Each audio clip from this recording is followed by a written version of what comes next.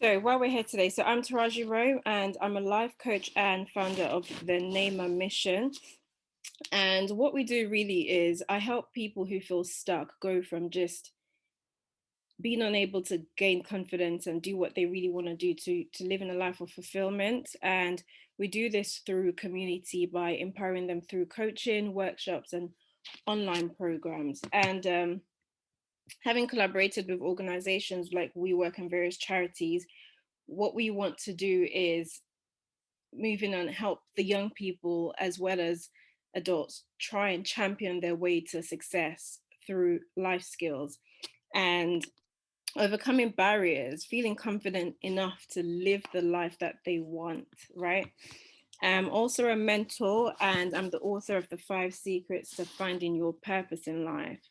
So does anybody have any questions before we dive into the real fun stuff?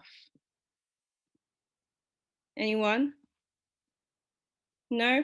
Okay, so it's going to be quite a fun, quite an interactive session. So now it's a girl or boy thing. Now, the very first thing that we're going to do is I'm going to ask everyone a series of questions, right?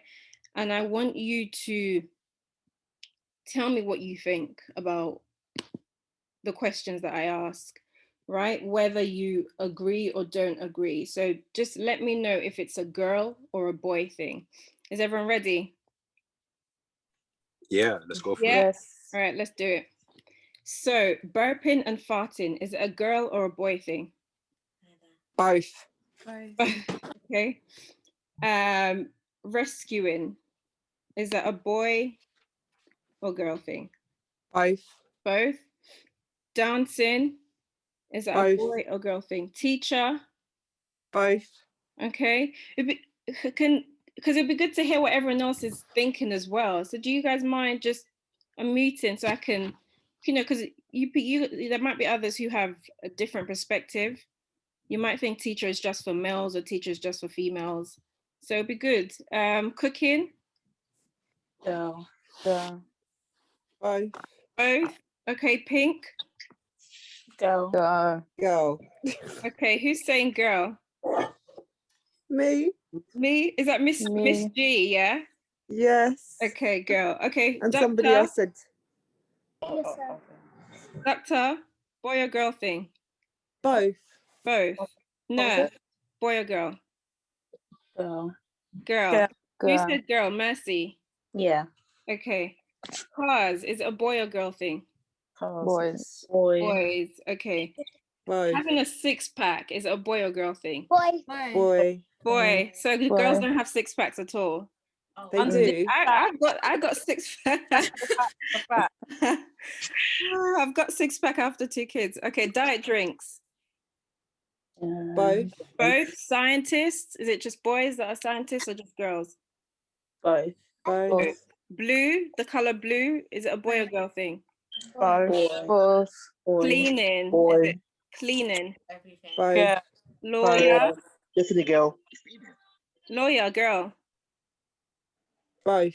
Both. Engineer, Both. in terms of having a set of spanners, who is that, a boy or girl thing to carry like a both, yeah, or is it just boys? Both. Computer programmer, Boy.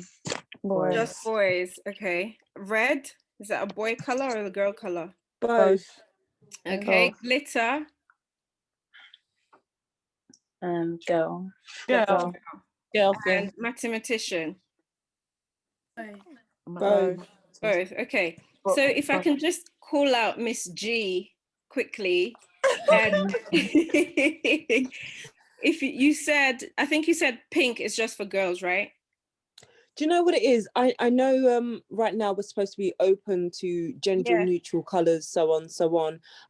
But for myself, I traditionally associate pink with being more of a feminine colour. Don't get me wrong, some boys do look great in pink, but for myself, Pink Ranger is a girl, right? Yeah. So I would say pink is more of what is more associated with women and girls. Okay. Really interesting. So where do you think these ideas have come from? How, like society, of course. Yeah. But don't get me wrong, I feel like pink can be anyone's favorite color, male or female. Like my daughter's favorite color is green.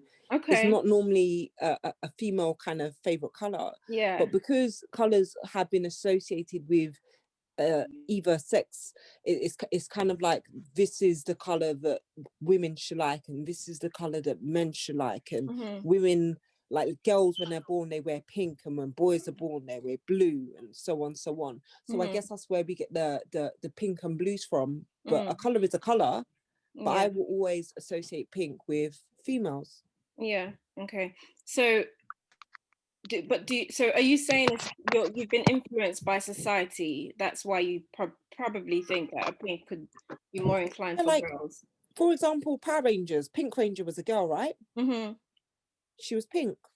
Girl, Pink Ranger. Kids, little girls, babies, they wear pink. Everything that is a certain kind of pastel-y color has always, apart from, it's like once you get to like the baby blue can be for a girl, but pastel-ish colors are always associated with females instead of males. Yeah.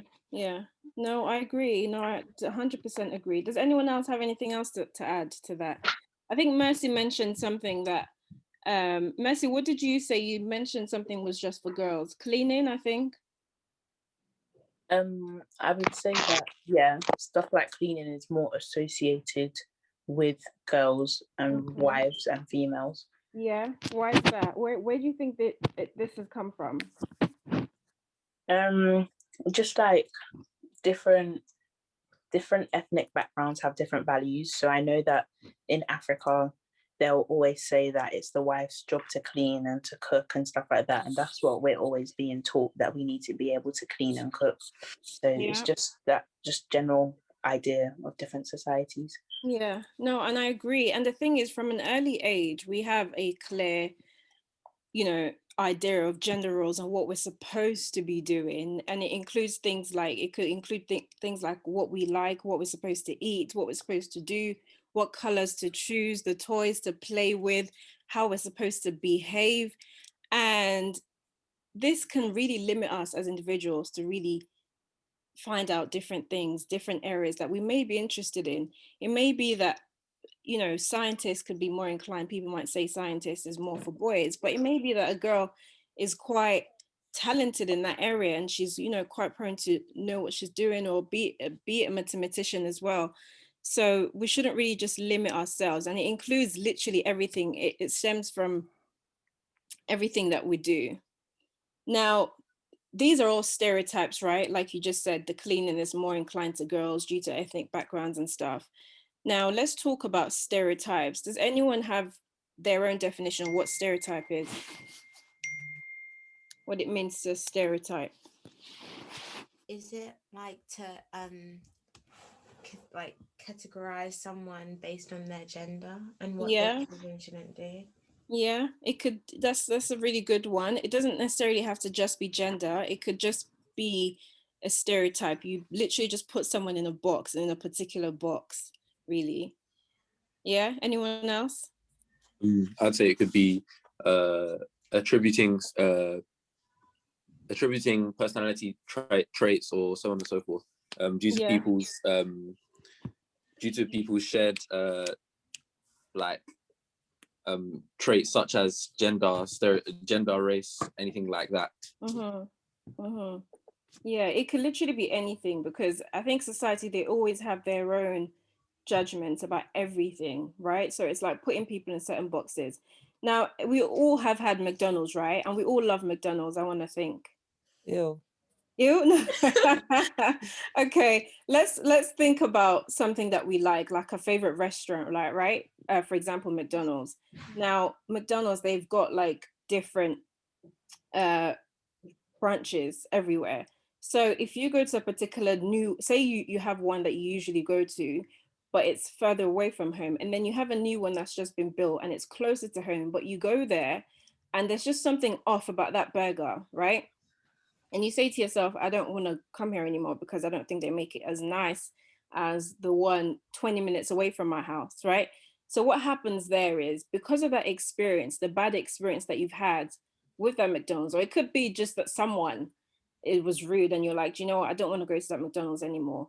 That has affected your opinion on that particular McDonald's. It may not be necessarily how it's prepared or anything, or that person, but you've literally shut the whole McDonald's down, that particular one, because of your experience, right?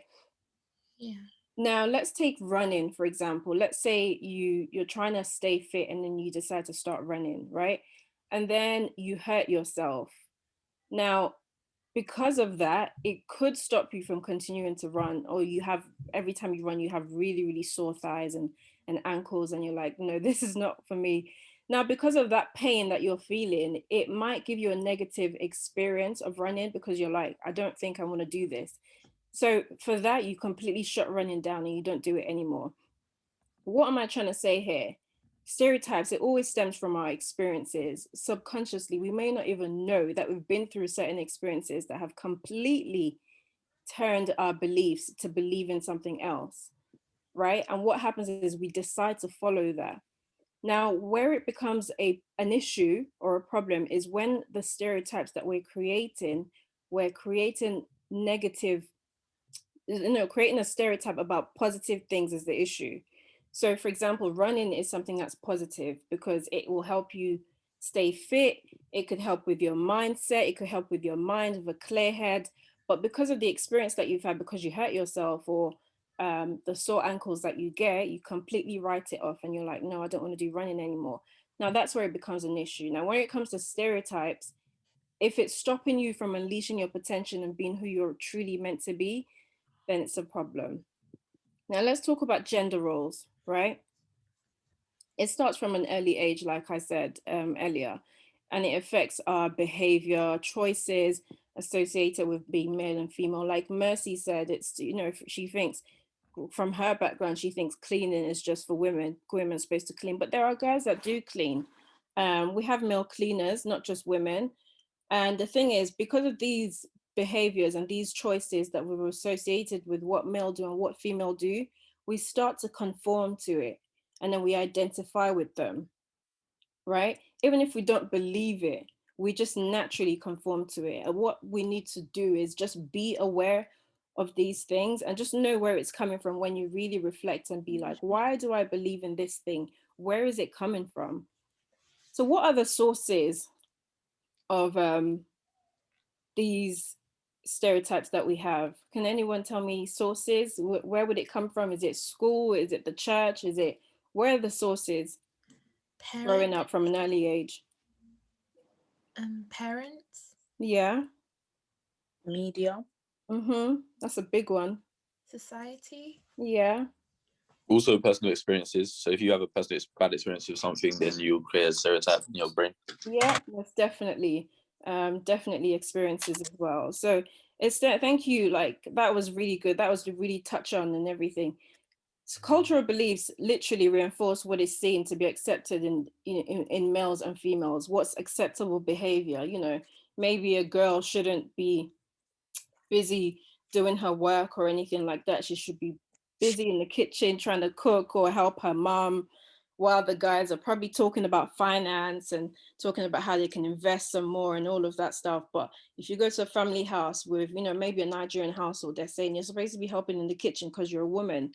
Why not sit with the guys or with whoever is talking about finance and talk and get to know more about how you can manage your money and invest better, So these things really limit us into being who we really want to be or truly want to be. And sometimes we get so lost, we don't even know who that person is because we've conformed and we've identified with these beliefs.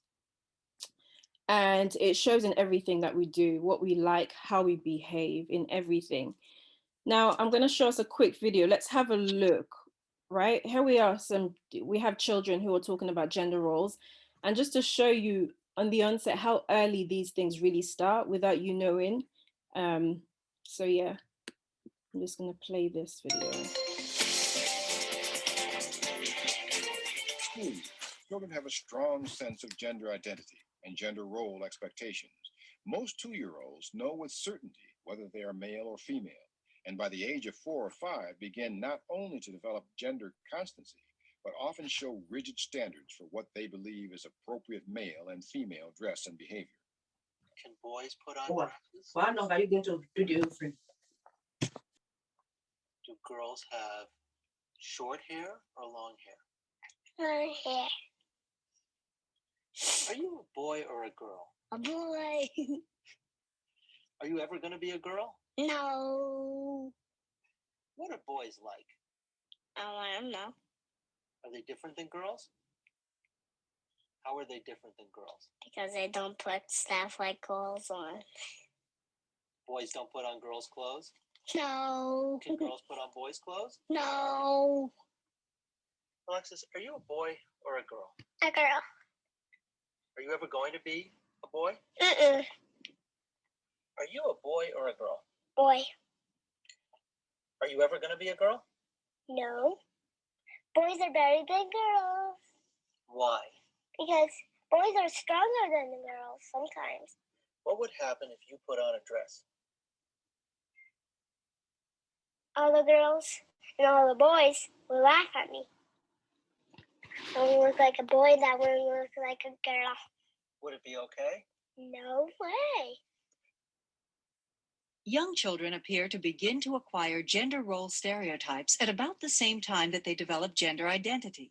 And by the age of 3 or 4, most children, when asked questions about the activities appropriate for a male doll and a female doll, readily give stereotypic responses. Which doll likes to clean the house?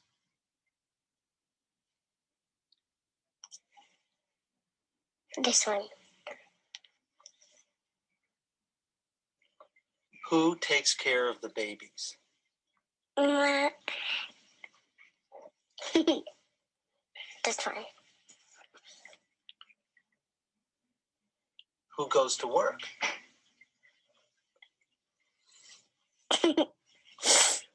This one.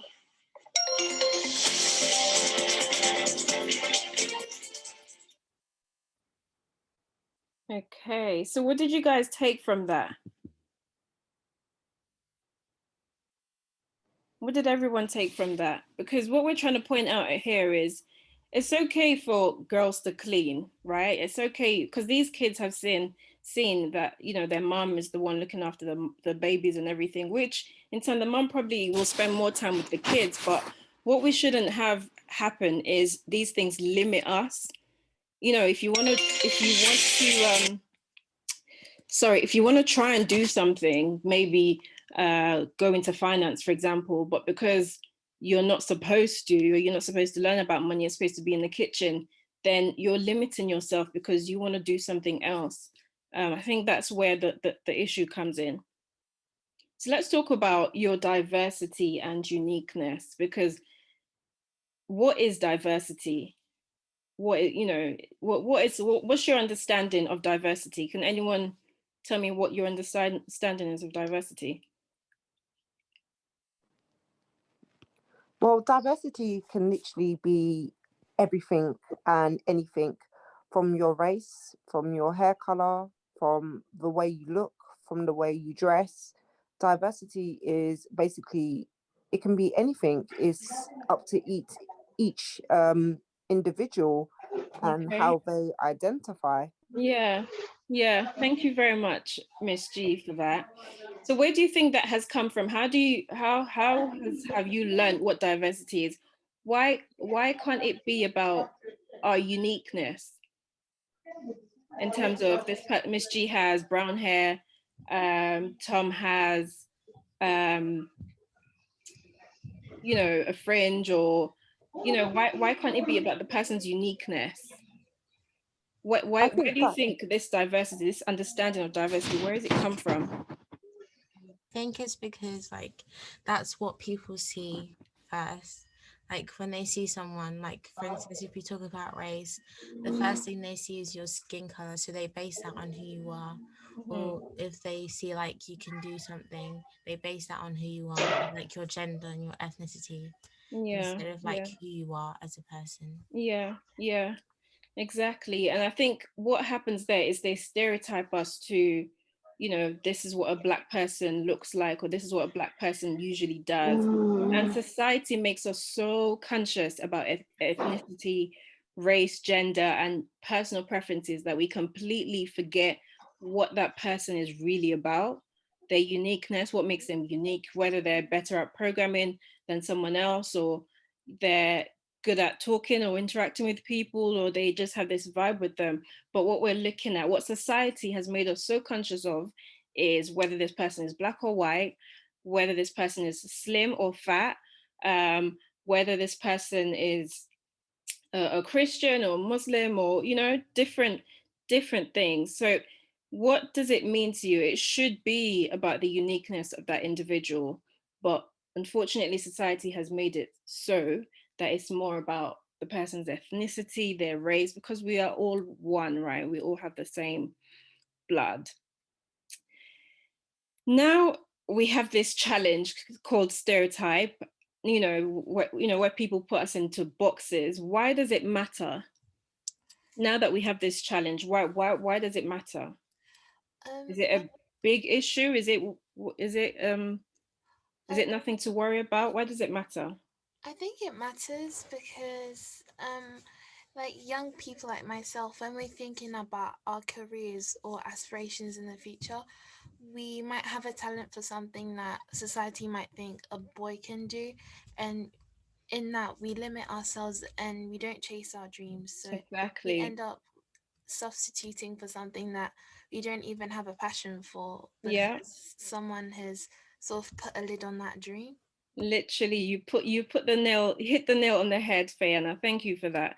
Because that's where the issue is. There's absolutely nothing wrong with girls cleaning if they want to, or looking after their babies if they want to. But where we limit ourselves is if we want to go right, but because only boys go right, we're like, okay, maybe I need to just stay in the middle or go left, because society has said that boys are supposed to do these things.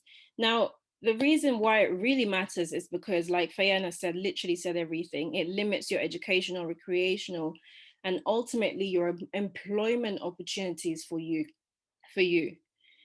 It could be, for example, maybe you saw a boy playing with Lego or playing with cars, and it could be that maybe that girl has a talent for understanding cars and how it works, and she's just really interested in that.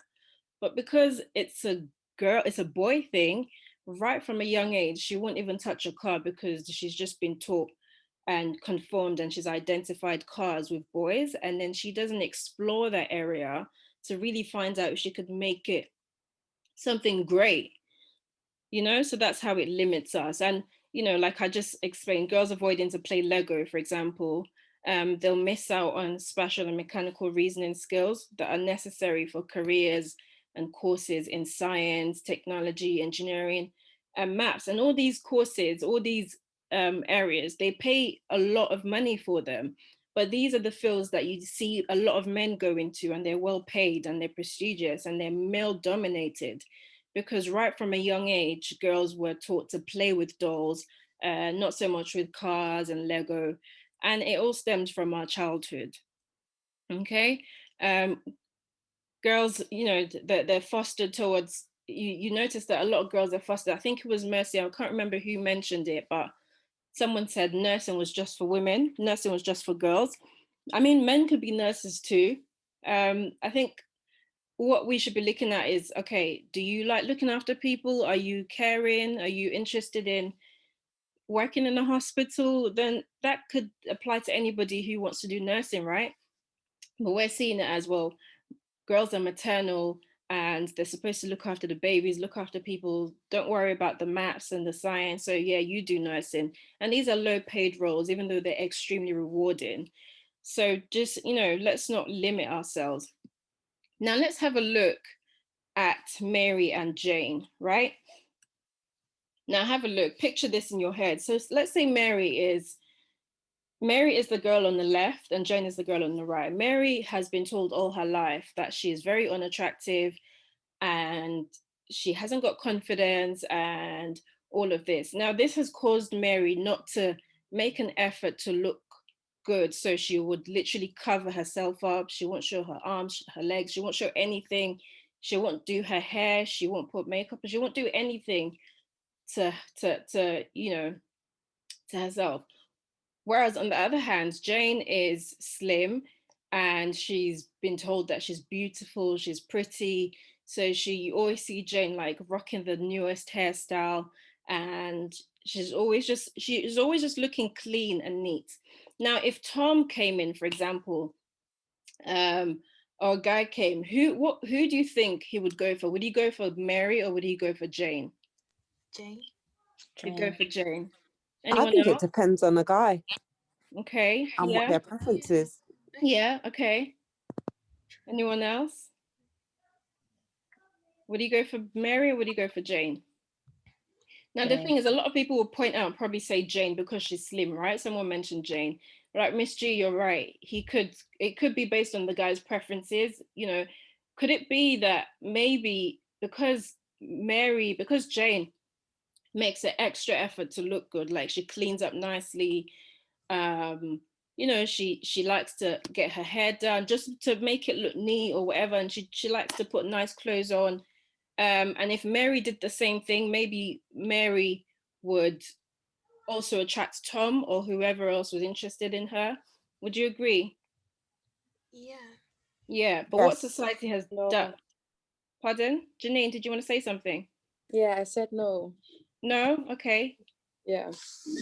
Yeah. So it's like, you know, that's our wish that more men would find it attractive, but actually it isn't the case. So even though she could, you know, make herself more beautiful, it would be still the weight, you know, and they would judge, oh yeah, she's overweight, but they don't know why. So yeah, no, unfortunately, that's what I'm trying to say here. Unfortunately, the society will point out that it's Mary's weight. That's why Tom or whoever may not be interested in her. But Can I weigh in? Pardon? Can I weigh in? Yeah, sure. Go on. Go for it. So I think the example you've given, obviously it's easy to assume that the girl who's slimmer will get more male attention. But I think what you're trying to say is that it's about confidence, because obviously the girl, I can't remember the names, but the first example, whoever's more confident, she's got more confidence in herself, so and she she's also tries been more. told as well. So for example, Mary's been told that she's not beautiful, she's not attractive, and you know, when you listen in on what the society thinks about you, that could also affect your confidence. It can, but it might have the opposite effect. Obviously, in most 100%. cases, it affects the confidence. But I think it is about the confidence that you bring. It's not necessarily about people assume that things are about looks, and they're about physical features. They are to some degree, but it's the energy that you bring. Because if you really believe in what you have to offer, other people have no choice but to believe in it as well. And it's the same thing that happens with all these companies that are set up. We may not buy into their products until they make us believe in their product. So it's the same sort of thing. Yeah, no, I agree. That's why in terms of diversity, that's why it's more about the uniqueness of the person, not so much, you know, the color of their skin or what you see, if that makes sense. Whether they're white or black, it's more about what does this person have to offer, right? No, thank you for that contribution, everyone. That's really good. Okay, so there are two scientists in the US who carried out an experiment, right? Cloud and Joshua. And they had black people and they had white people, and they told them that they were going to give them a test, and it was a measurement of their intellectual ability. Now, what happened with the very first test is the white people did better than the black guys that did the test. Now, they also did another set of tests where the different group, where they told them that they were told it wasn't a measurement of their intellectual ability. Now, when that happens, the white guys and the black guys, their performance equals their white counterparts. There was no difference at all. It was literally equal, because they didn't know why they were doing the test. They just did the test. So there was no label, basically. Now, another group, they had to indicate their race. They had to say whether they were white, Caucasian, Hispanic. And what happened was they didn't do as well on the test because they had to indicate their race. Now, you know, there's a stereotype, you know, of Black people being less intelligent. Do you think that this possibly could have affected their test scores? Because, you know, when you've put a label on something and you're like, okay, cool, I've got to do this test. It's like, even though you don't believe it, but because it's there, you're trying to not be that thing, and you try everything possible to make sure that doesn't happen. And what they found here is the Black people that indicated their race, they didn't do as well as the people that didn't indicate their race, but it's the same test. And they just found out that those who indicated performed poorly. Those who were told about the measurement of intellectual ability, they performed poorly as well. But those that weren't, their results were very equal to the other counterparts. So what I'm trying to say here is, even if you don't believe it, you think that stereotype is true, right? And you literally, it's like, for example, if someone tells you when you were young, if they used to tell you that you're not a smart person, you're not smart, every time you fail an exam, that will be confirmation that you're really not smart. So you will remember that thing that has been said and say, well, maybe I'm really not smart. But it's not true at all. You know, if someone said to you, well, let's flip that now. If someone said to you, you're smart, you can do it, come on. You know, so every time you fail, you might be like, but this person said I'm smart, so maybe I need to try harder next time. And, you know, you're encouraged to do better, you're encouraged to do more. So I want to ask this question. If you guys didn't believe, I want you to really think about everything, right? And if you didn't believe everything that society said about your race, your ability, your capabilities, do you think you would have had a little bit more confidence to go after what you want? 100%. Yeah. Amazing. So are we still awake? Everyone's still awake? No, I agree, but I also feel like, yeah, with a lot of it's not what we think, it's more the obstacles that are put in our way because of our race and because of our genders. 100%. I agree. I agree. Because the society they've stereotyped everyone, haven't they? They've put everyone in boxes. So it makes it harder for these people in the boxes who have been stereotyped to also achieve and do what it is that they need to do, as well as the same people also believing that it's true. Can I say something? Yeah, go for it. For me, I think it's a good thing to have confidence in yourself, but with society, the stereotypes can affect your mindset. So yeah. For me, for instance, maybe I wanted to be a lawyer or something, but they say that women can't be lawyers because they aren't intelligent enough to be able to solve cases. It's your mindset that helps you progress or decide to draw back and be something else. Yeah. So I think it's just about having confidence in yourself and accepting your individuality. Yeah, and knowing who you are as well. That's why we're here, Fayana, as well, just to talk about how we can challenge these stereotypes and have the resilience and confidence to do so every day, because we deal with them every day, right? So I'm going to ask a series of questions, and I want you guys to tell me whether you agree or disagree. Yeah? So people should go for the jobs they think they would be good at and are interested in. Agree. Agree? Does everyone agree? Does anyone disagree? Okay. Next, maths is really difficult. Disagree. Disagree? Okay. I used to think maths was very difficult, but yeah. Your gender should have no impact on your subject choices. I agree. Yeah. Agree. Okay. I would always encourage my peers to do whatever subjects they want. Yes. Agree. Nursing is a profession best suited for women. Disagree. Okay. Males and females are equal. Boys are better than girls at maths. Disagree. Okay. Girls do better in school than boys. Disagree. Disagree. Okay, design technology is a boys subject. Did anybody do DT in school? Disagree? I did. No, it's not. Disagree? Do you guys disagree? Everyone is good. Well, I think anybody can be creative and build things and, awesome. So we're on the right track because everybody is, saying the right things. Being the only male, female in the class would put me off choosing that subject. Disagree. Did you guys ever feel like it did put you off a little bit, finding that you're the only black I think only black in the room, or only white in the room, or only female in that room? No. Yeah. No one at all. It didn't affect anybody. It didn't affect me. Primary school, I joined the football team and I was the only black girl, so I was really nervous. Yeah. Why were you nervous? Because there were no other black girls apart from this white girl who was my friend. We were the only two girls there. And one of my friends told me I was really rubbish at football, and that's what got me very angry at him, and it started from there. Yeah. Do you feel like you felt a little bit intimidated being that you're the only black girl? Yeah. Do you know why?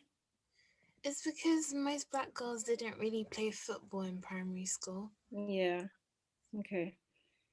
Well, there you go. with the that's really good that you still had the confidence to do it anyway. So that's very brave of you. So well done. But that's literally what happens there, because it may be because there are pro footballers who are girls as well. But it takes practice, right? And if you don't practice, you will never really find out whether you can be really good at it or not. But due to the stereotypes and you having the feeling that you probably get laughed at, like in the video, the boy said, if I wore girls' clothes, they're gonna laugh at me. And how old was he? What, 4? So automatically, because of that, you literally stop yourself. Okay. Thanks for sharing that, Fayana. So the best job for you is one that matches your skills, abilities, and personal qualities. No. Yeah? Agree. Agree? Disagree. Disagree. Because even if it does, Yeah? That Miss G? you'd be unhappy doing it. Mm-hmm. Yeah? Yeah, why do you disagree? Because sometimes I feel like just because you are good at something, it doesn't necessarily mean that that's what you're supposed to do. Yeah, I because agree. you could have hidden skills and you don't know until you try something else. Just because you're like keen on a subject, it doesn't necessarily mean that that's the pathway that you should go. I feel like until you really explore different avenues, you don't actually really know what you're good at. But because you're staying in your comfort zone, you presume, I guess, you're good at this, so this is what I'm going to do. Yeah. That's just my opinion. Yeah, no, I agree. And it's good to explore these things. Like, for example, you won't know, like you just said, you won't know unless you try different things. As long as it's something that catches your eye and you're interested in it, then go for it. You never know. So boys are better at computer than girls. No. Disagree.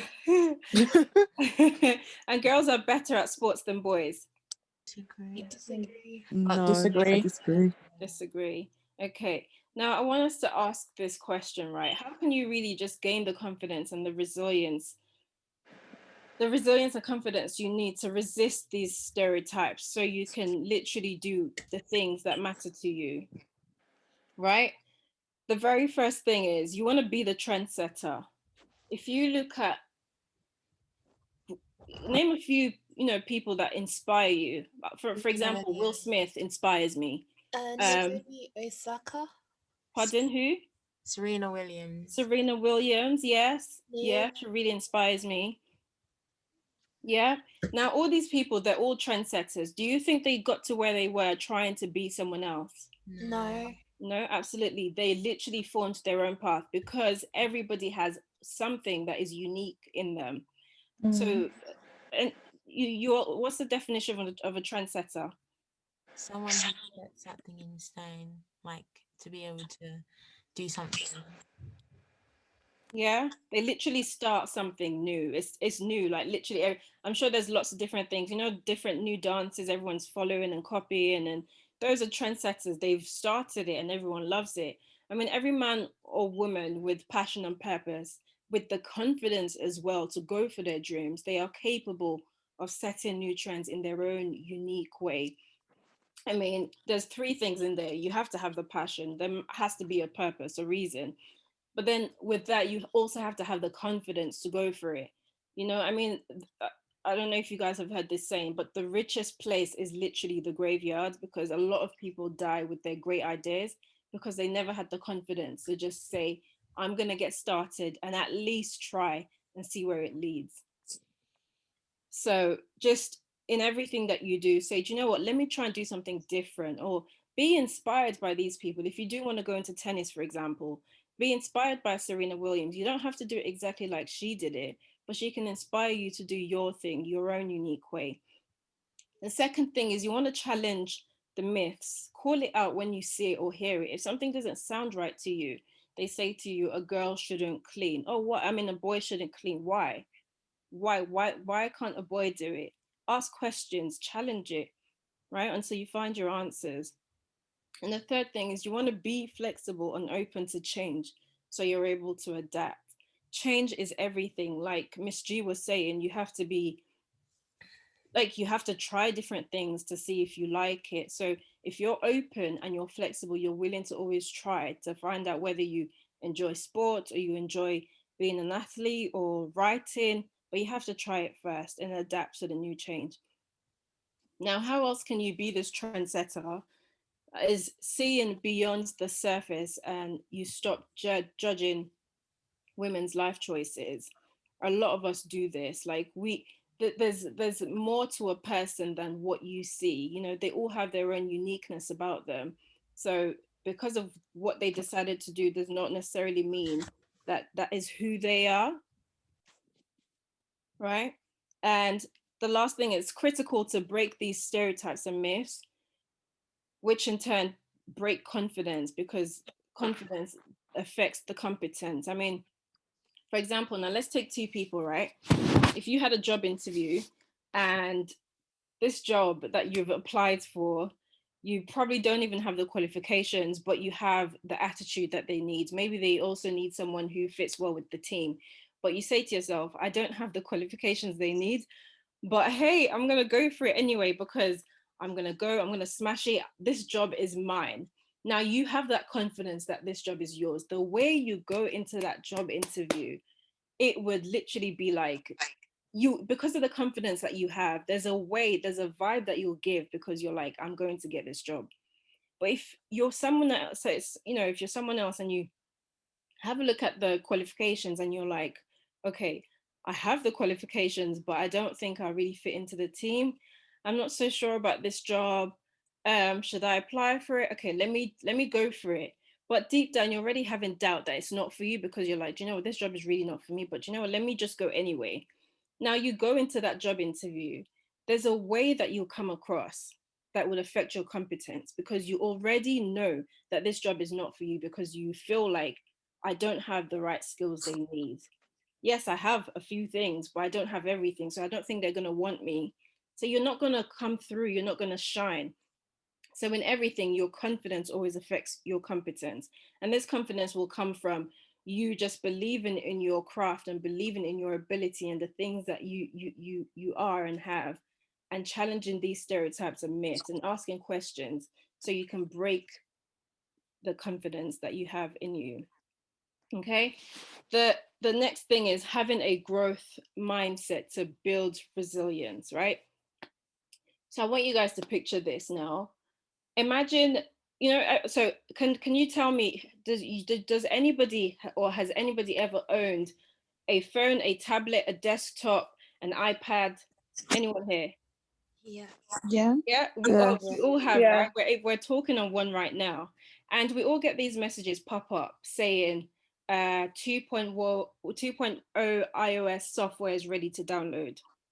Right? How many of us ignore that message? Me. No. Yeah. I do it all the time. I'm like, I'll recharge later. Now, if we continue to ignore this message and then our computer or tablet or phone gets a virus, what happens? It's our fault. Yeah, what happens when a virus attacks it? What happens to it? All the data go. You lose all your files. You lose all your files, yeah. Data. It could literally crash, but prior to that, what could happen? It could slow your computer down, right? It just doesn't run the same. Exactly. It won't be as efficient. It won't be as productive as it's supposed to be, because you're actually supposed to update the software, but you haven't done in a while, in 2, 3, 4 months. And eventually, if a virus you hit, that's it. The computer's gone. You lose everything. It crashes. Now, let's apply this analogy to ourselves.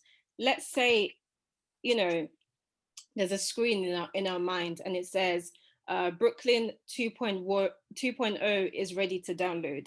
And Brooklyn ignores it. What will happen is Brooklyn eventually it keeps coming up. He's not responding to it. He keeps ignoring it. Eventually he won't be as efficient, as productive, and he won't run how he's supposed to his full potential. And eventually when Brooklyn or someone else has life viruses like COVID, or a loss of a job, or anything, anxiety, bullying, these things will slowly eat away on that person, and eventually that person could crash, and they end up having anxiety and depression and all of that, because they have not been updating their life software. I mean, iPhone, they're always sending software uploads because they know they're supposed to do that. Now, if we could just apply these to ourselves and know that there's absolutely no way we can continue to live as humans without constantly upgrading our life software. For example, you being here is an upgrade to your life software, because you're going to learn something is going to stick, and you're going to take it with you and do something with it, or not, right? But the point is, every little thing that you do every day, everything that you're learning every day is an upgrade to your life software.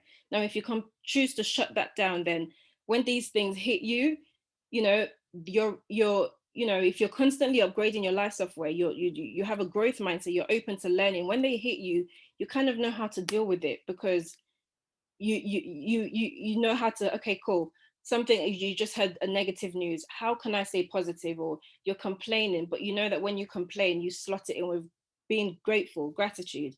That way you're learning, right?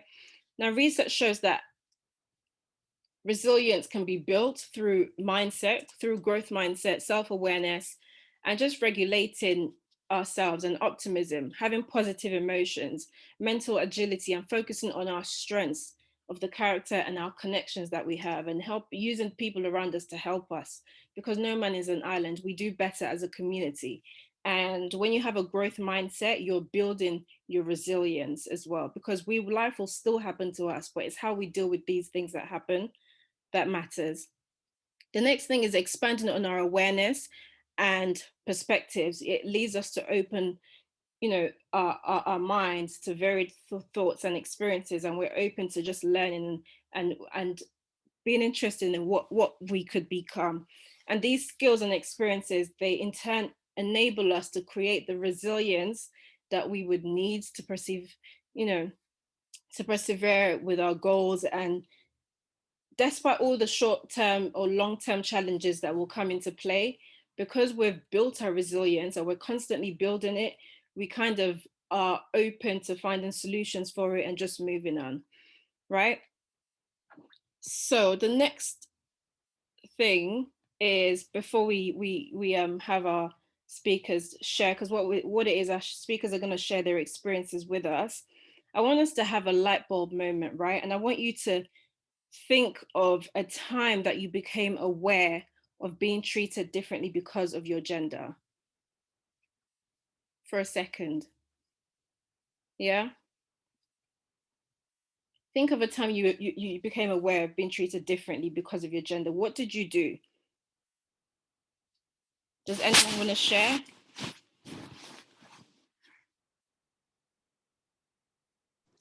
Well, I went to uni and I studied sports coaching science. Oh, and again, yeah, no, it was really cool. I've always done sports since I was little. I've probably done every single sports humanly possible. And everyone kind of was like, why are you going to uni to do sports for? It's a boys thing. Boys do sports.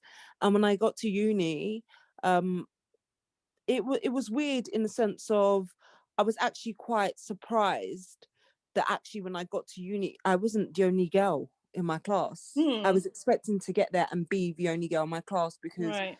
again, sports is kind of considered to be something that is such a male thing. There was like 4 girls in the class. Although we were treated differently from the boys, we had each other. So it Yeah. made life a little bit easier because there was 4 of us. It wasn't just, we weren't just the only girl, and we all thought we was going to be the only girls in the class. But it was weird being in a class full of boys, because there was like what, 35 people in our class.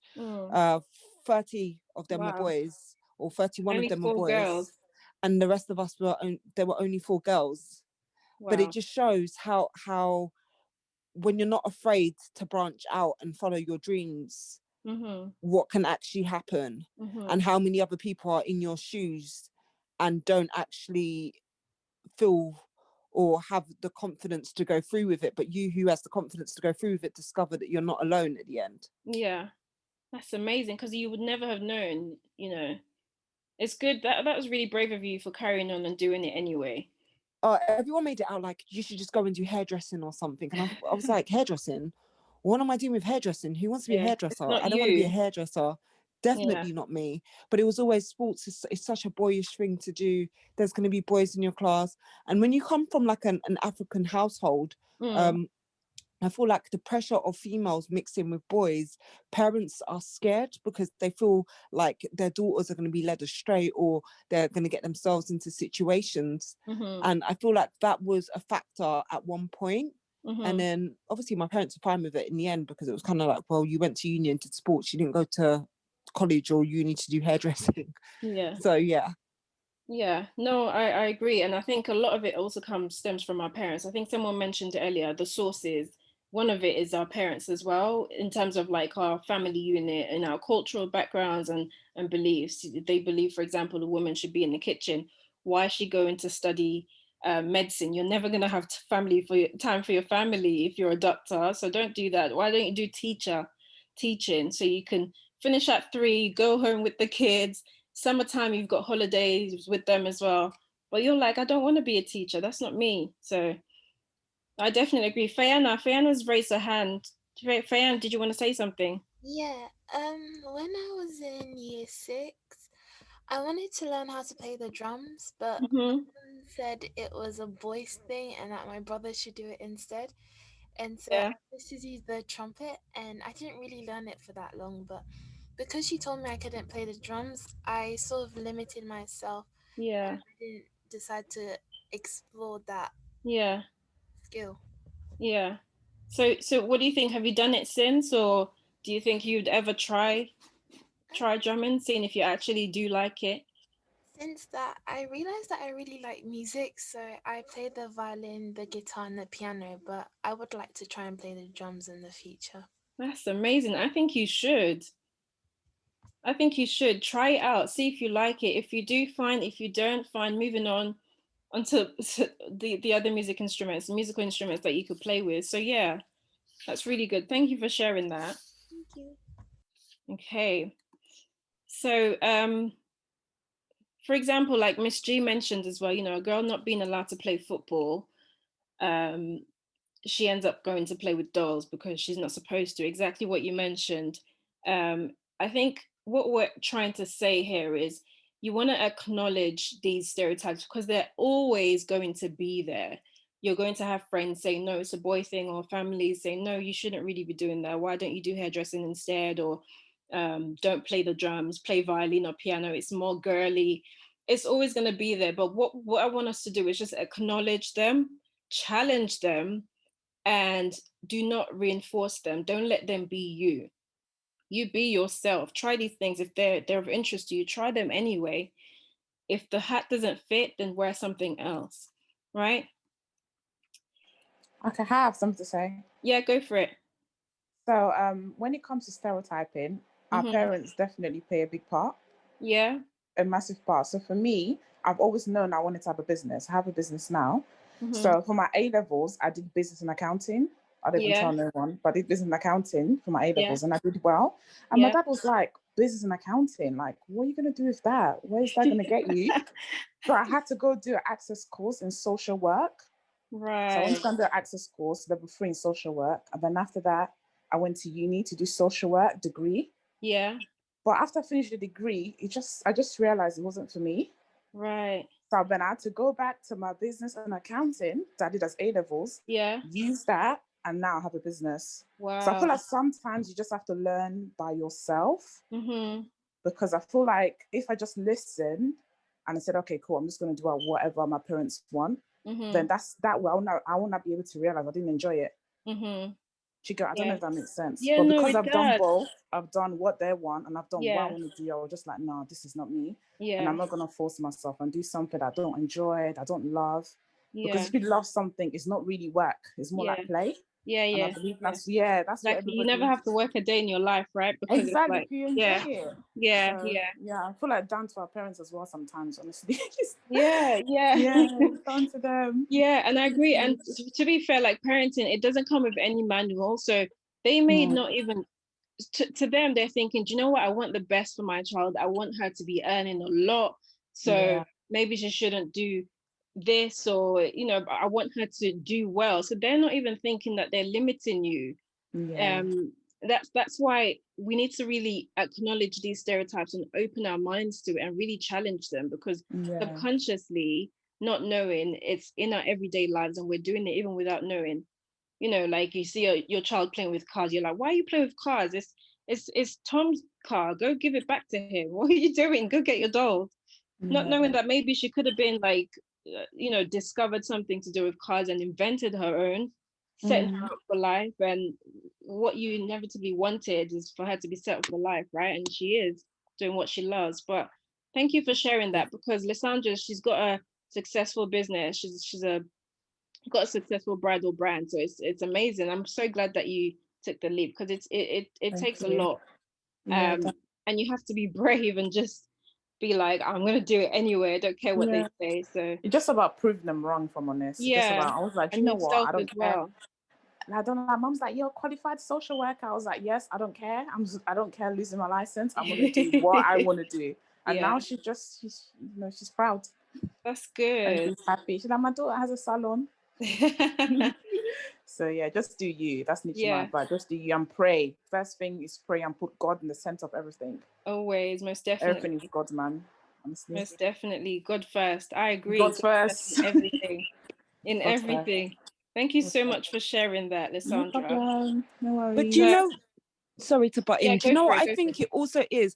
I think it's also an issue that parents, along with everything that is going on in the media at the moment with this whole gender neutralizing, I feel like parents are kind of reinforcing gender roles on their children to make sure that their children are not led a certain way by what they're seeing in society with this whole gender neutral stuff. Yeah. I agree. And we're doing it, like the other day, my brother was, I think he had to take the bin out, and he put her shoes on because he wanted to do it quickly. So he put my mom's shoes on, and she goes, what are you doing putting my shoes on? And we could, as parents, misinterpret that as, okay, is he trying to be a girl, or is he interested in wearing heels, or why is he wearing heels? Like, what is he doing? And you panic and you're like, okay, I don't want this to happen. But maybe in that moment, he's just seeing it as, I just need to, it's the quickest shoe that I can get to. So I'm just going to put it on and go outside quickly, So yeah, no, I agree. I think perhaps we could re-educate them and open their eyes to maybe have a look at people who have been successful doing things that boys usually do, and say to them, I can do it too, and prove them, like Lysandra did. She did it anyway. She found the confidence, she did it anyway, and now they're proud of her because she owns her own salon, right? So that's amazing. Okay, so last clip, literally before we have our speakers speak, just because of time. I just want to show you guys that you can really be who you want to be. And here's just a clip from kids just talking about their views on boys and girls stereotypes.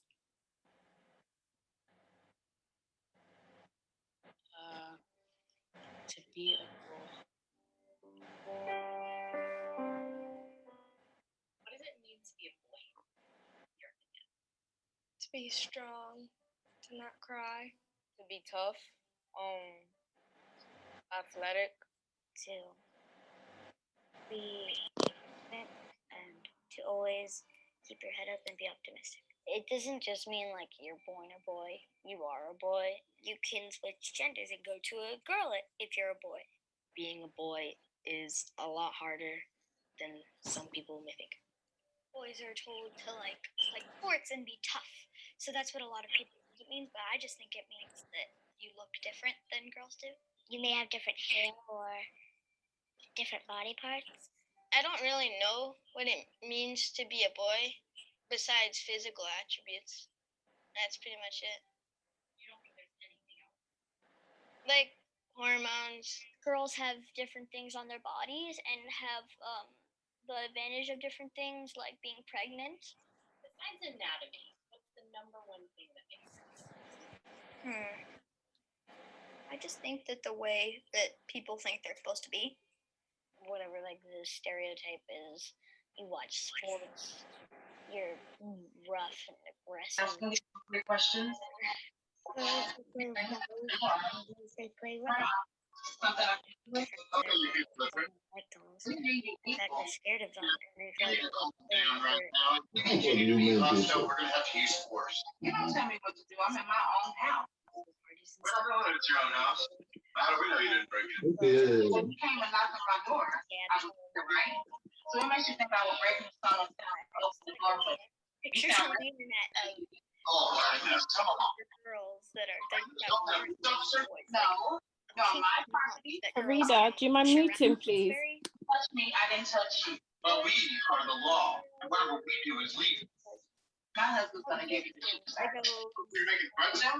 Where's your husband? Go ahead and call him down here so we can arrest the criminal too. You don't even know who your husband is. You don't care who her husband is. Farida, I'm unable to mute her. Can you please mute? Because we can hear what's going on in the background. I asked you what the problem was. See, I see tears in my wife's eyes. It's terrifying.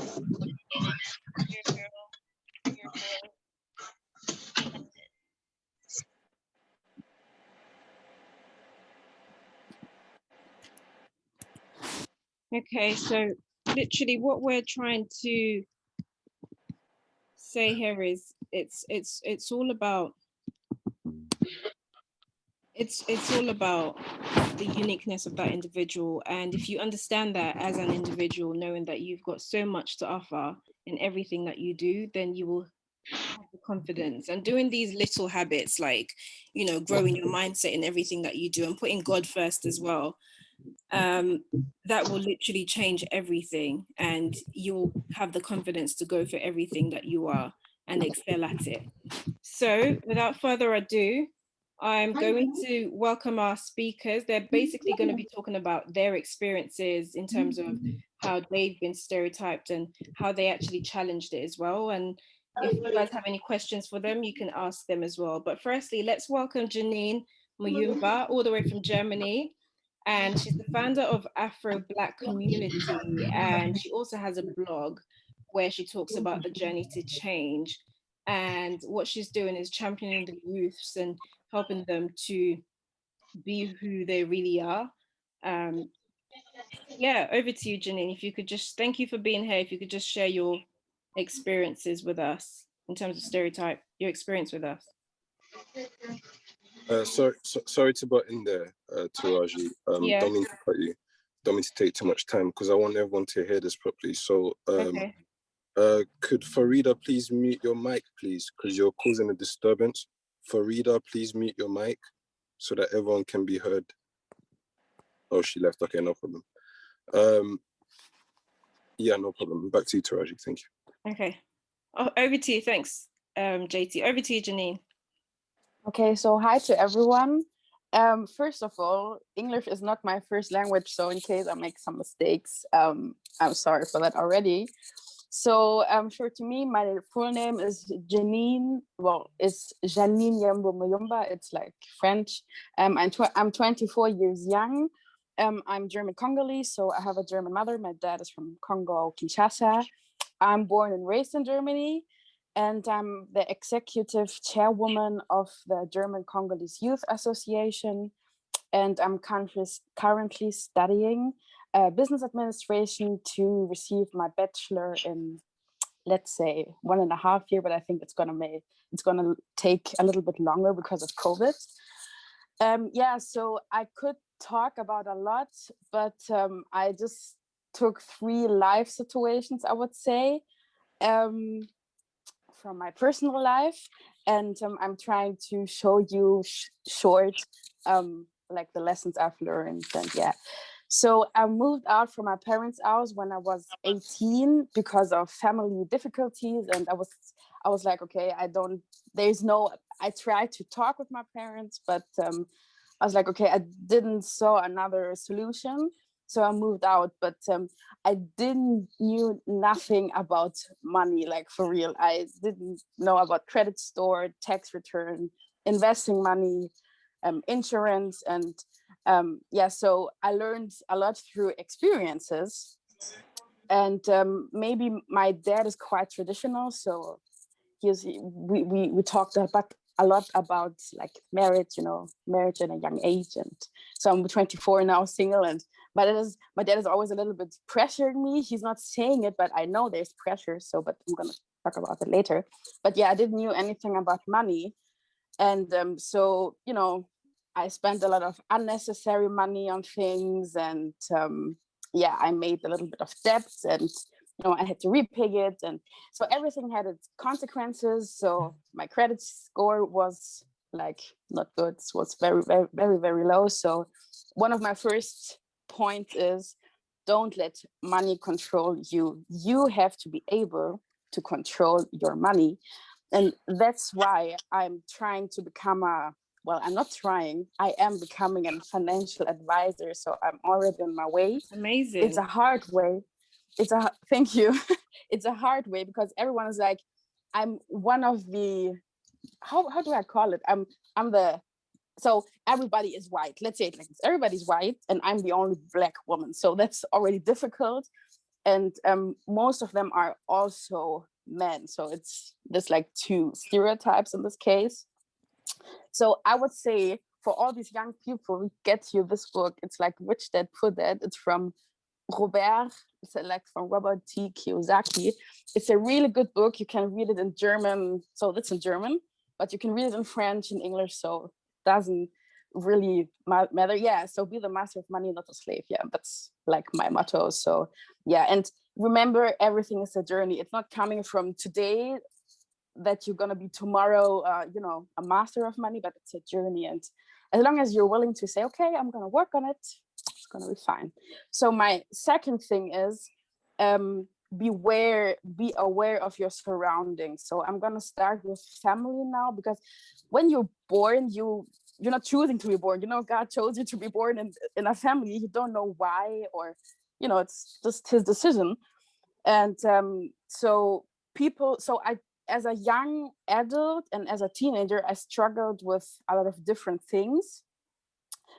So people judged me based off how I looked and the actions I have took. These actions weren't inappropriate. They were just different what the culture have taught me. So for example, a woman should go work.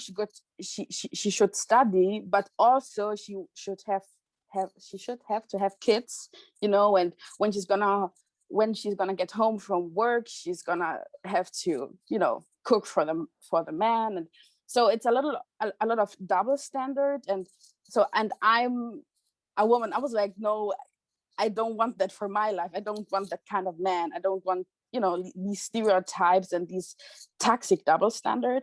So I began to have problems in terms of a lot of discussions with my family, because I just look different. I'm like, no, I'm not going to be this. I can have a man and I can have a career. It doesn't have to be toxic. And the man can also do, cleaning, for example. There's nothing wrong with cleaning, because a man has also to live on its own. So in the best case, so yeah, they just try to impose their ideas and expectations on me. And at that time, I just said nothing because we all know, so growing up in an African household, when you say something against it, you're disrespectful. So I was just quiet, I didn't said anything. And yeah, so that's based off the actions I took. But it was also for me how I looked, because as a child, I did a lot of sport, but I had more weight than other kids. So everybody was telling me from my family. So it was more of my family the way. So it was more from the side of my family. They was just like, yeah, you have too much weight, you're too fat, and nobody wants you. So I had no confidence. That was why I said with Mary before, no, I just said no. So yeah, so I didn't love myself at the time. So I got help, and then I learned to love myself. I got confidence, and so when you have the feeling that you need help, seek help, get help. It doesn't matter if it's a therapist or a really good friend or a teacher or whatever you have in England or wherever you are, just seek help. And you really don't have to be ashamed of it, because we know that it's not really likable to see, somebody, she's getting help or he's getting help, in our African community or Black community. It's, people just don't like to say it. So, and the last point is your identity. It's like the first thing for me is the skin color. People were like to me, Janine, you're not Black. And I'm like, what do you mean? Oh yeah, because your mom is German. I'm like, okay, but who dare you are to tell me I'm not a Black woman? So, and when you're like angry, they say, oh yeah, you're this angry Black woman and you're light skin. And I'm like, we're all Black women. We have different shades, but we are all beautiful. And yeah, every shade has its own challenges, but at the end of the day, we're all Black. So, and know who you are. You have a God-given identity. I don't want to impose my beliefs on you, but that's just how for me it's have worked. I know God gave me an identity, and He gave you your God-given gifts also with it. So you have already, sorry, I'm nervous. So you have already everything what you need inside of you. So yeah, don't be scared. And I'm just currently building my business. So it takes a lot of work, and for me, it's not just a trend. So it takes a lot of time. And besides that, I'm working. Besides that, I live on my own. So I'm trying to, juggling everything. And I have a blog. It's called The Journey to Change, because everything is a journey and you change every year, every moment, whatever. And I'm trying to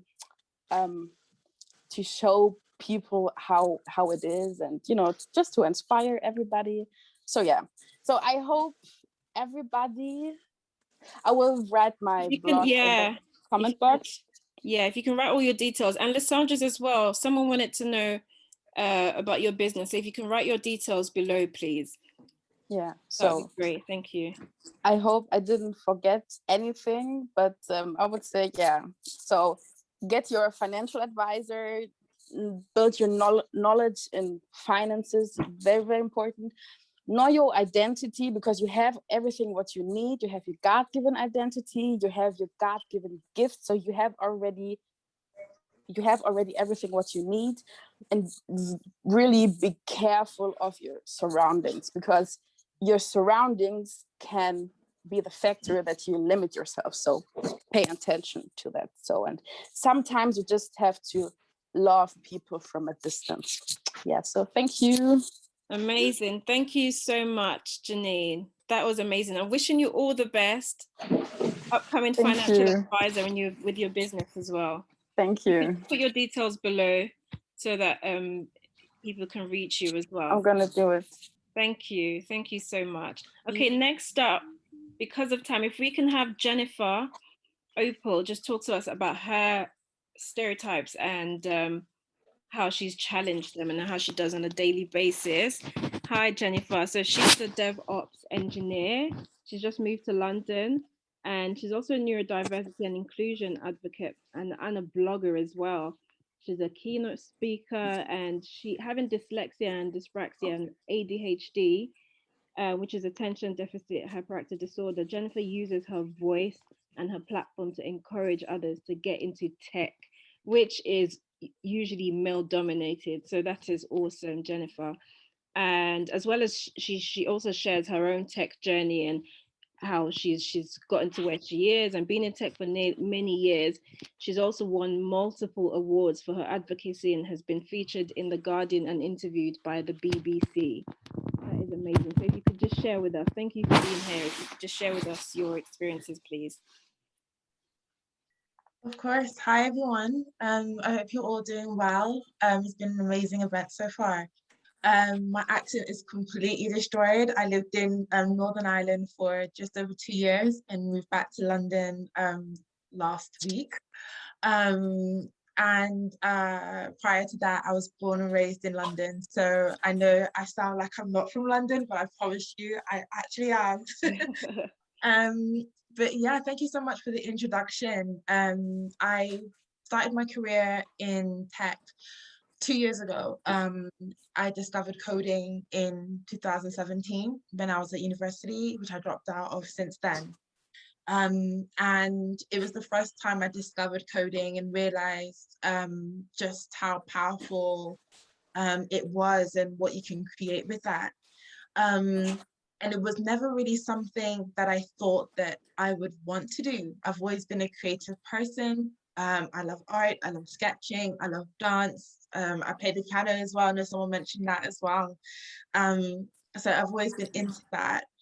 And when I discovered coding, I was like, okay, this is something I want to pursue.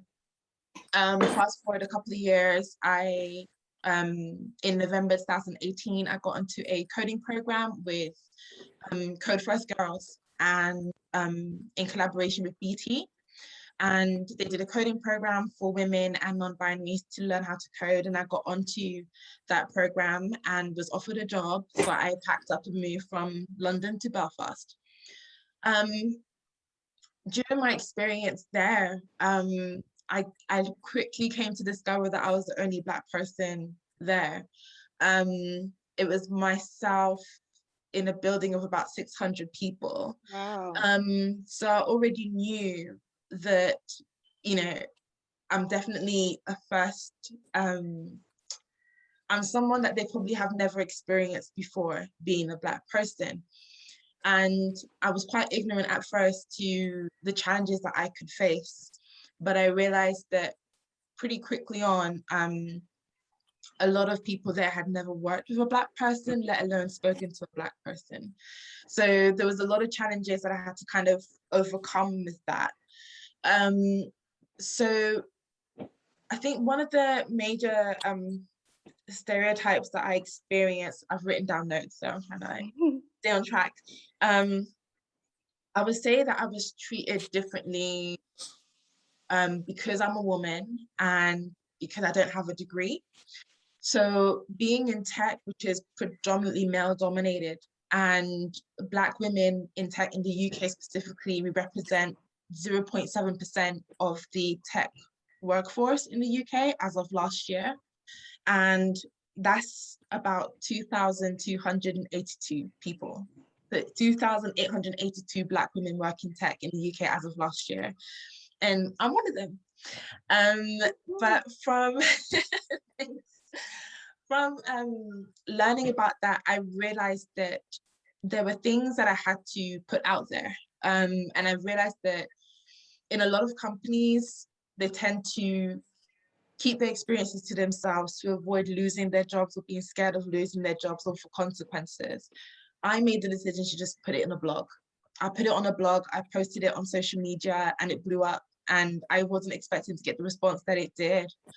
But it opened up another avenue for me in terms of my career, and also in terms of advocacy for companies as a whole, whether it be in tech or outside of it, to really look at making sure that people of diverse backgrounds, particularly Black people and Black women specifically, can come into work and feel safe at work and feel they can be their full selves at work, but also educating white people.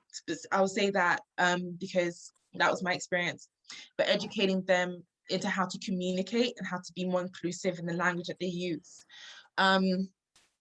But you know, I definitely did my best and did my work, and gave feedback, and worked as the CEO of BT. I spoke at Women Tech Makers, which is an organization owned by Google, and from also being interviewed by the BBC, being on podcasts, etc., and just putting my story out there as much as possible to not just make a difference, but to also let other Black women and non-binary see that, you know, it is possible to get into tech and there is a space for you. And there's also a support network around you to help you and support you in your development. The second thing that I would say is a challenge for me was like, I'm disabled, quote unquote. So having dyslexia, dyspraxia, and ADHD, my brain is just completely different to the average person. So the way that I think and the way that I process information, the way that I read is different. So I need additional support. I need software to help me to do my job, and for me to learn and grow.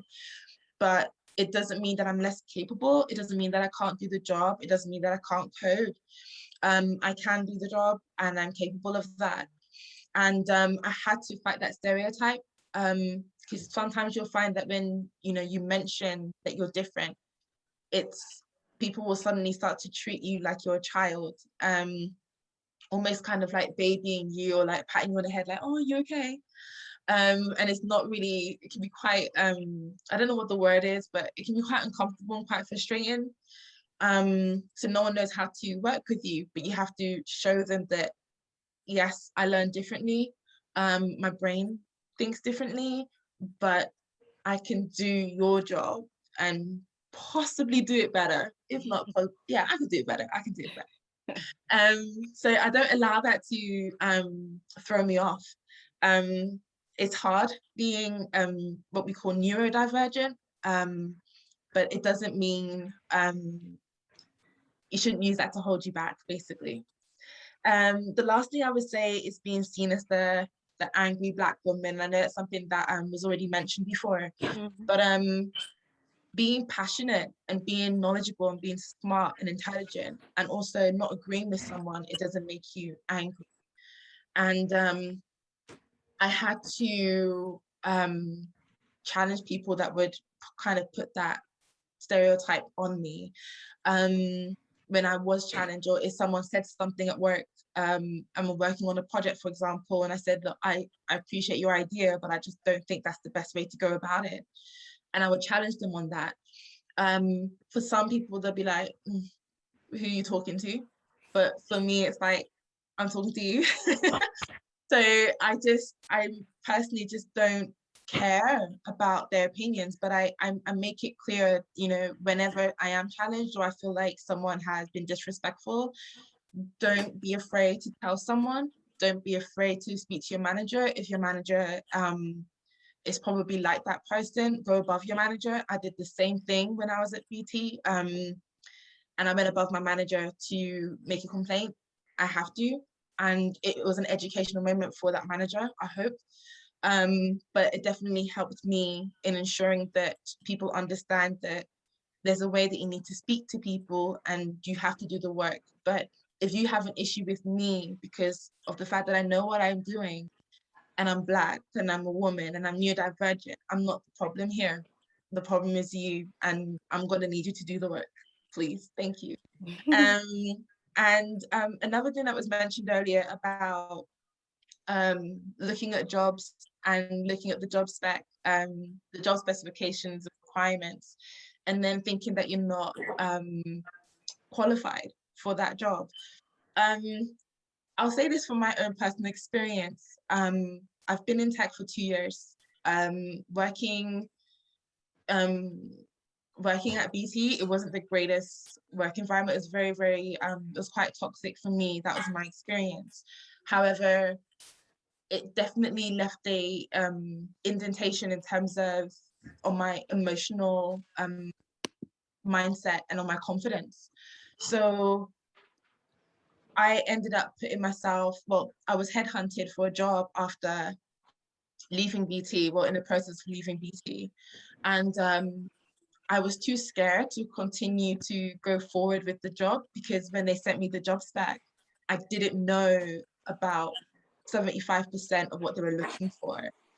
So I told myself that I didn't qualify, even though the manager of that team reached out to me and wanted me to be part of their team. So I was already disqualifying myself, even though the person was telling me that they want me on the team anyway. But I decided to keep pushing and keep moving forward and go for it. And I was offered the job, which I started this week. So I work as a DevOps engineer at Dropbox. So you may be familiar with it, you may not be familiar with it. But it's kind of similar to Google Drive. That's kind of like how I explain it. We basically just back up files. We do a lot more than that. So we work with Apple, we work with Google, we work with, who else do we work with? Zoom. We work with Slack. We have loads and loads of clients. We're an international company. So it's incredible to get to this point in my career after 2 years without a degree, being neurodivergent, being a Black woman, and challenging those stereotypes to not allow it to stop me from growing and developing in my career in an industry that I'm very passionate about. And the last thing that I will also say is, if you do want to get into tech, do it. If you want to code, do it. Like, a DevOps engineer is basically a computer programmer. That's what I do. Put yourself out there and just learn and be passionate, and don't allow anyone to stop you from growing and pursuing what you're passionate about. It's not an easy road, I'll definitely say that, but I have no regrets in the journey that I've been on. And it's opened up a lot of doors even more, and inspiring other Black women to get into tech and to pursue this career, because they're seeing someone that looks like them doing something that they probably never thought was possible. And winning awards on top of that has been absolutely amazing, because I still kind of have that self-doubt in the back of my mind. And I think that's very common with women, the imposter syndrome, which is a whole nother topic. But I would definitely just recommend that if tech is what you want to do, if you want to be a scientist, I know Black scientists, Black women scientists. I'm a technologist, I'm an engineer, and I know mathematicians that are also Black women, and they've challenged the stereotypes and they've developed in their career. And I encourage you all to do the same. So thank you. That was powerful, super, super inspiring. Honestly, like, does anyone have any questions? Janine, Jennifer, sorry. Anyone have any questions? Because that's go on, Miss G.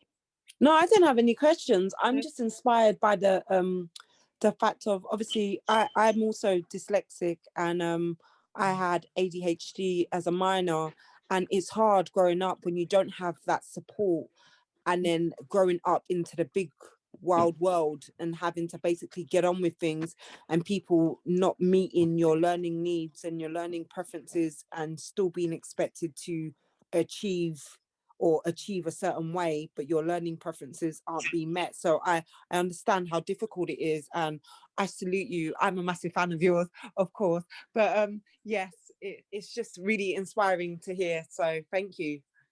Thank you so much. I was diagnosed as an adult, so I had a feeling deep down that I was dyslexic, but I didn't know how to explain that I was dyslexic. So it was only when I was diagnosed when I was 20, I was 27. Yeah, so I was 27, just before I discovered coding, and that was when I realized that I wasn't just dyslexic, but I also had ADHD on top of that, and dyspraxia. But like I said, like, just don't use that to hold you back from pursuing what it is that you're passionate about. So yeah. Amazing. Thank you. Honestly, you're making waves, and I'm sure we're going to hear a lot more about you. So if anyone wanted to get in touch, is there an email? If you could just put your details below so they can reach out. Awesome, thank you. Wishing you all the best with your new role in London. Thank you so and much. welcome back. Thank you. Okay, so if we can have JT just talk to us briefly, because of time, we're 5 minutes over, and then we can round up, please. Hi, can everyone hear me? Yeah, all good. Well, first of all, I would like to say massive thank you to everyone that has attended. I mean, when we put this together, remember Taraji and myself speaking, thinking we'll do good to get even 5 people. So massive thanks to everyone, and to everyone that has contributed and has spoken. Really, it is really refreshing and powerful to see women speaking like this and with such confidence. I'm not going to take too much time because today is really not about me, but it's really about everyone that we have had speaking today, and everyone that has joined. Really, the only thing that I will say, from a male's perspective, I will speak on certain stereotypes that has been mentioned in the sense of the cooking, the cleaning, the infamous phrase, the woman belongs in the kitchen, the man belongs in the garage. First of all, I think what everyone needs to learn, and in particularly men and young boys, is these are life skills, right? The ability to cook, the ability to clean are simply life skills that everyone needs to know and to have, because without it, it makes survival pretty much impossible. And I'm fortunate because I learned this from a very young age. And it meant that when I first time I moved out of my parents' house at 16, I was able to do everything because it has been taught to me. So the same way it has been taught to me, it can be taught to other men and other young boys. So I think it's important to remove the stigma attached to that, and to remove the gender the gender roles attached to that, when it can be applied to everyone and everyone can do it. So I think that's one thing that I really did want to mention. It's a pity that we didn't have more men on the call. That's one thing that we spoke about and we really wanted to do, because it's important to re-educate. To re-educate. A lot of what we know as guys stems from what we have been taught and what we have been shown. And when someone like myself goes out and speaks against it, it's a very lonely road, and not everyone wants to get attached to that. So everyone wants to veer away from that. But we will continue to fight for change and choose to challenge, as it is the theme of today. So my last words to everyone is to, again, choose to challenge. Whatever it is, choose to challenge. We shouldn't be made to feel susceptible to what society has attached to us. Everyone has a duty, has a responsibility to pave the way to make the difference for those that are to come after us. So definitely choose to challenge and be strong and be resilient in doing so, really. So those are my words, and thank you everyone for attending. Thank you so much for that, JT, and all the speakers as well. Thank you. Like you guys have said it all. Hopefully we can have the confidence and the resilience to do the things that we love. Okay, so if you guys wanted to reach out, there, I think Jennifer has left her details below, as well as Janine. JT, if you wanted to put down how they can contact you as well. TAS, because TAS are doing amazing. They have more programs that they do in workshops, and they're empowering the young people. I just want to leave this with you guys because we're going to close for today. Just have a look at your life, because sometimes we do need to reflect, and we may not subconsciously know the things that are actually pulling us back and hindering us from unleashing our potential. So have a look at your life and see what stereotypes are holding you back. Have you stopped doing that thing because it's a boy thing, or because you've been told to not do that, or following that route? And if you guys wanted to stay connected with me, my Instagram is at Taraji Rom, and I've got my email on there as well, and my website. We'll be having a lot more programs like this in terms of life skills for young people. So if you do have family or anyone you feel would benefit, just send me an email, and we'll let you know, keep you posted on the next workshop that we'll be having. Does anybody have any questions before we close? And I just want to say thank you so much, everybody, for being here. Thank you, Tass, for hosting, and allowing us to be here.